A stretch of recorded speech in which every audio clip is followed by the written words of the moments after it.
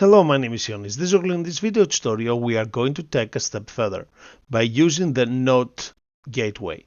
So we are going to add an input, we are going to add an output, a digital LED, and we are going to put a gateway. The gateway this time is going to be the NOT gateway. We're going to link our input to the NOT gateway and our NOT gateway to the actual LED, to the output. So when the input is positive, then the output is negative. When the input is negative, then the output is positive.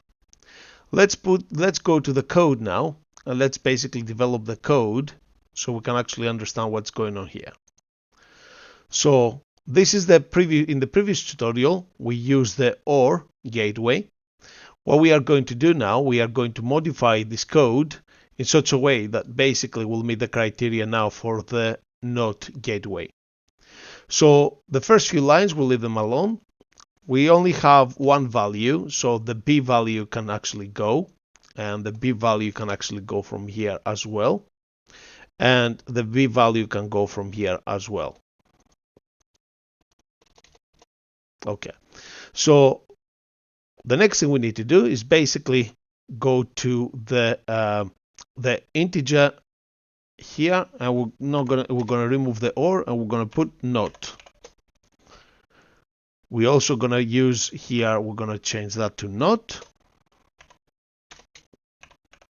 Now it doesn't really matter if you put uppercase or lowercase, you create basically a variable, so you can call this variable anything you like. Okay, so the next thing we need to do here is we're gonna say is equals to exclamation mark A. Okay, and basically here we are going to change that to NOT, the label to NOT. Okay, and we're ready to go. So if we click save all, let's launch the program. Now if the A value is 0, the LED will be 1. Okay, that's good.